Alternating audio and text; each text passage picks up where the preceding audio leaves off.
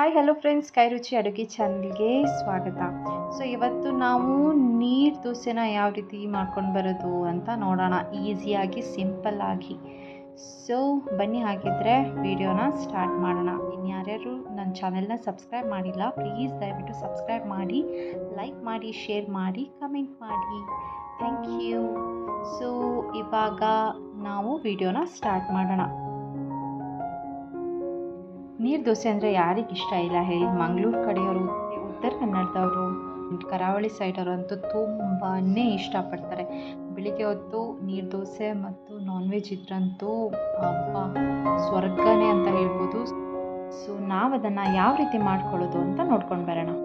ಇದಕ್ಕೆ ಬೇಕು ಅಕ್ಕಿ, ದೋಸೆ ಅಕ್ಕಿ ಅಥವಾ ರೇಷನ್ ಅಕ್ಕಿ, ಹಾಗೆ ಸ್ವಲ್ಪ ಕಾಯಿ ಬಂದುಬಿಟ್ಟು ಆಪ್ಷನಲ್ ಆಗಿರುತ್ತೆ, ಓಕೆನಾ? ನೀವು ಸೇರಿಸ್ಕೊಳ್ಳಬಹುದು, ಬೇಕಿದ್ರೆ ಅಕ್ಕಿನ ಹಾಗೆ ರುಬ್ಬಿಟ್ಟು ಮಾಡ್ಬೋದು.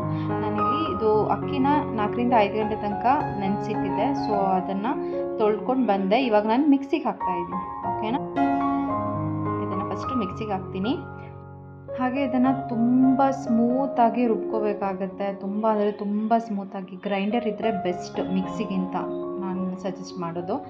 ಸೊ ಅದರಲ್ಲಿ ತುಂಬ ತೆಳುವಾಗಿ ಬರುತ್ತೆ. ನಾನು ಇದಕ್ಕೆ ಕಾಯಿ ಸೇರಿಸ್ಕೊತಾ ಇದ್ದೀನಿ. ಕಾಯಿ ಬಂದುಬಿಟ್ಟು ಆಪ್ಷನಲ್, ಆಯಿತಾ? ಸೇರಿಸ್ಕೊಂಡ್ರೆ ರುಚಿ ತುಂಬ ಚೆನ್ನಾಗಿ ಬರುತ್ತೆ ದೋಸೆಗೆ, ಹಾಗಾಗಿ ಹೇಳ್ತಾ ಇದ್ದೀನಿ. ನಾನು ಸ್ವಲ್ಪ ನೀರನ್ನು ಸೇರಿಸ್ಕೊಂಡ್ಬಿಟ್ಟು ಚೆನ್ನಾಗಿ ಸ್ಮೂತಾಗಿ ಗ್ರೈಂಡ್ ಮಾಡಿಕೊಂಡೆ. ನೋಡಿ, ಅದಕ್ಕೆ ಉಪ್ಪನ್ನು ಎಷ್ಟು ಬೇಕೋ ಅಷ್ಟು ಸೇರಿಸ್ಕೊತಾ ಇದ್ದೀನಿ. ಹಾಗೆ ಇದನ್ನು ಒಂದ್ಸರಿ ಚೆನ್ನಾಗಿ ಮಿಕ್ಸ್ ಮಾಡಿ, ನೀರು ಎಷ್ಟು ಬೇಕೋ ಅಷ್ಟು ಹಾಕ್ಕೊಳ್ಳಿ. ತುಂಬ ತೆಳು ಬೇಕಾಯ್ತಾ?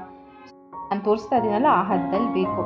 ಇವಾಗ ಒಂದು ಕಾಲಿಗೆ ಎಣ್ಣೆನ ಹಾಕಿ ಅದಕ್ಕಾದ್ಮೇಲೆ ದೋಸೆ ಹಾಕ್ತಾ ಇದ್ದೀನಿ.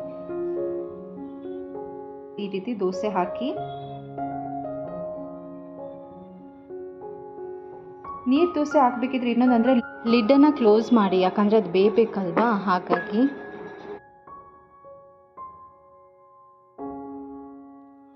ಈ ರೀತಿ ಹಾಕಿ ಇವಾಗ ಇದು ಬೆಂದಿದೆ, ತೆಗಿತಾ ಇದ್ದೀನಿ.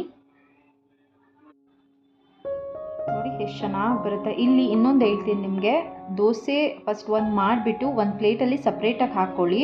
ಅದು ಬಿಸಿ ಆರಿದ ಮೇಲೆ ಇನ್ನೊಂದು ನೀರು ದೋಸೆ ಜೊತೆಗೆ ನೀವು ಅದನ್ನು ಸೇರಿಸ್ಕೋಬೋದು. ಇಲ್ಲ ಅಂದರೆ ಹೆಂಗಾಗ್ಬಿಡುತ್ತೆ ಅಂದರೆ ಒಂದಕ್ಕೊಂದು ದೋಸೆ ಅಂಟ್ಕೊಂಡು ಬಿಡುತ್ತೆ, ಬಿಡಿಸ್ಲಿಕ್ಕಾಗಲ್ಲ ಅದನ್ನು. ಹಾಗಾಗಿ ದೋಸೆನ ಒಂದಾದ್ಮೇಲೆ ಒಂದು ಸಪ್ರೇಟ್ ಪ್ಲೇಟಲ್ಲಿ ತೆಗೆದುಬಿಟ್ಟು ಆಮೇಲೆ ಬೇರೆ ದೋಸೆ ಜೊತೆಗೆ ಆ್ಯಡ್ ಮಾಡಿ. ನೋಡಿ, ಈ ರೀತಿ ದೋಸೆ ಒಂದೊಂದೇ ತೆಗಿತಾ ಇದ್ದೀನಿ. ಇದನ್ನು ನಾನ್ ವೆಜ್ ಜೊತೆಗೂ ನೀವು ಸರ್ವ್ ಮಾಡ್ಕೋಬೋದು, ಅಥವಾ ಕಾಯಿ ಚಟ್ನಿ ರೆಸಿಪಿನ ನಾನು ಇನ್ನೊಂದು ಸರಿ ಹಾಕ್ತೀನಿ, ನಮ್ಮ ಮುಂದಿನ ವೀಡಿಯೋಸಲ್ಲಿ ನಿಮಗೆ ತೋರಿಸ್ಕೊಡ್ತೀನಿ. ಸೊ ರೆಡಿ ಆಯಿತು ನಮ್ಮ ನೀರು ದೋಸೆ. ಇಲ್ಲಿ ನಾನು ಡ್ರೈ ಫಿಶ್ ಸಾಂಬಾರ್ ಜೊತೆಗೆ ಇದನ್ನು ಸರ್ವ್ ಮಾಡ್ತಾ ಇದ್ದೀನಿ. Please have a try guys. Thanks for watching.